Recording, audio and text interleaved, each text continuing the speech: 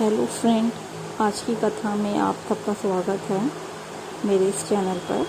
अगर आपको मेरी ये कथा पसंद आए तो मेरे चैनल को सब्सक्राइब कर देना। तो कथा कुछ इस प्रकार की है। भूम प्रदोष व्रत कथा। हर महीने की कृष्ण व शुक्ल पक्ष की त्रयोदशी को प्रदोष रखा जाता है।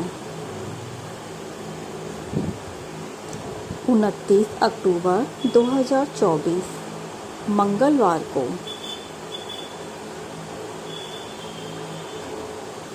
कार्तिक कृष्ण पक्ष की त्रयोदशी तिथि है।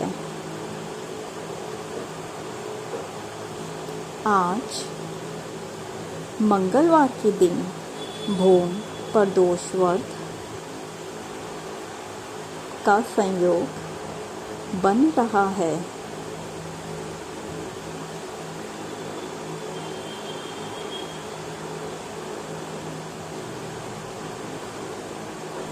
प्रदोष व्रत में व्रत कथा पढ़ने या सुनने के बाद ही व्रत पूर्ण माना जाता है।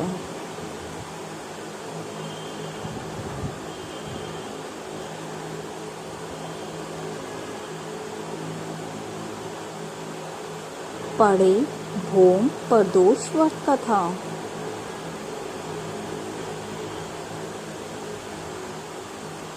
एक समय की बात है।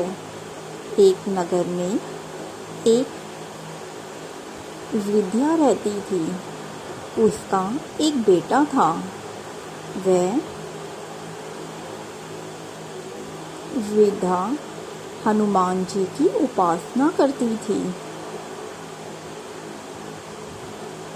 हमेशा हनुमान जी की पूजा विधि पूर्वक करती थी। मंगलवार को वह बजरंग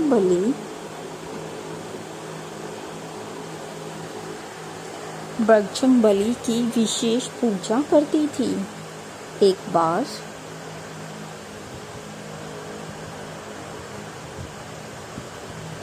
हनुमान जी ने अपने भक्त उस वृद्धा की परीक्षा लेनी चाहिए।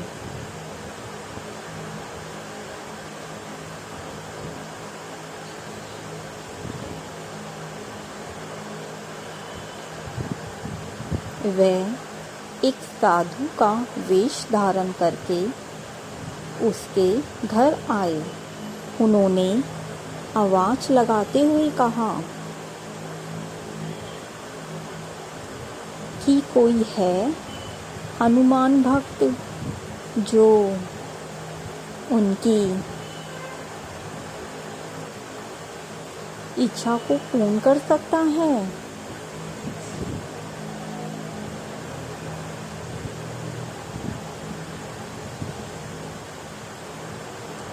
जब उनकी आवाज उस वृद्धा के कान में पड़ी तो वह जल्दी से बाहर आई। उसने साधु को प्रणाम किया और कहा कि आप अपनी इच्छा बताएं।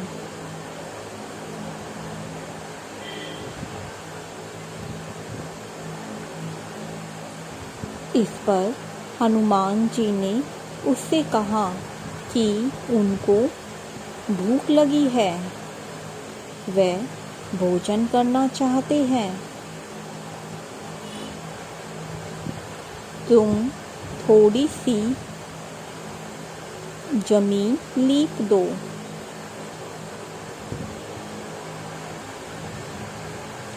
इस पर उसने हनुमान जी से कहा कि आप जमीन लीपने के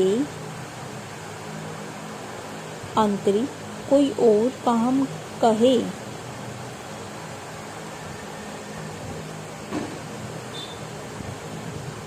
उसे वह पूरा कर देगी।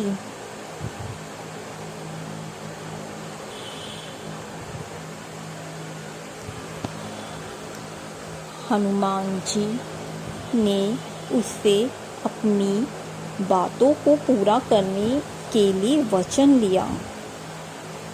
तब उन्होंने कहा कि अपने बेटे को बुलाओ।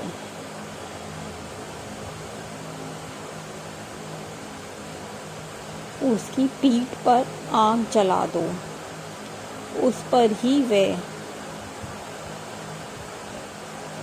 अपने लिए भोजन बनवाएंगे।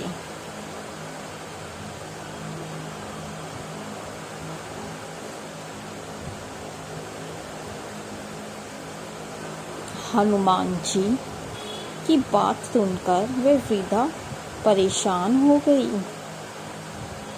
वह करे भी तो क्या करे। उसने हनुमान जी को वचन दिया था।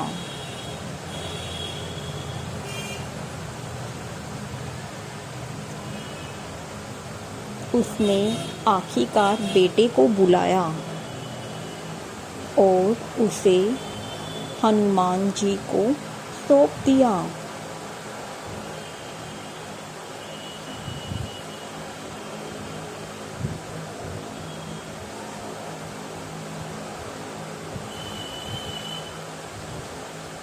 हनुमान जी ने उसके बेटे को जमीन पर लेटा दिया और वृद्धा से उसकी पीठ पर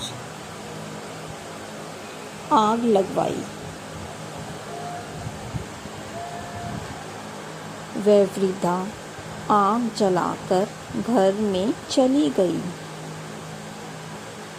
कुछ समय बाद साधु के वेश में हनुमान जी ने उसे फिर बुलाया।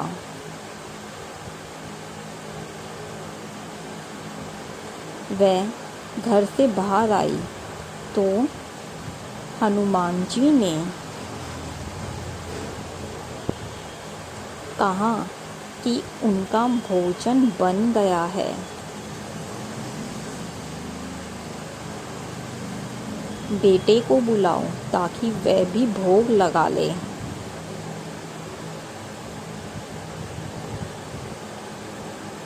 इस पर वृद्धा ने कहा कि आप ऐसा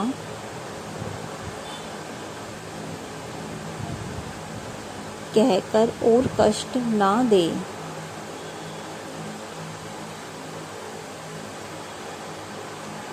लेकिन हनुमान जी अपनी बात पर अडिग थे। तब उसने अपने बेटे को भोजन के लिए पुकारा।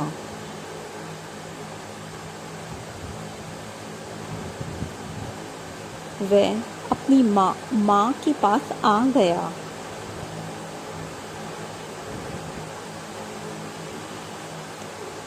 अपने बेटे को जीवित देखकर वह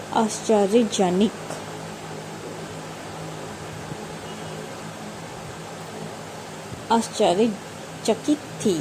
वह उस साधु के चरणों में नमस्कार हो गई।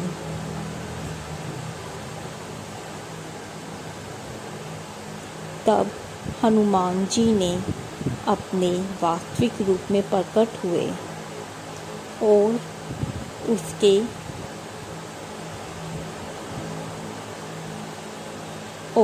उसको अपना आशीर्वाद दिया।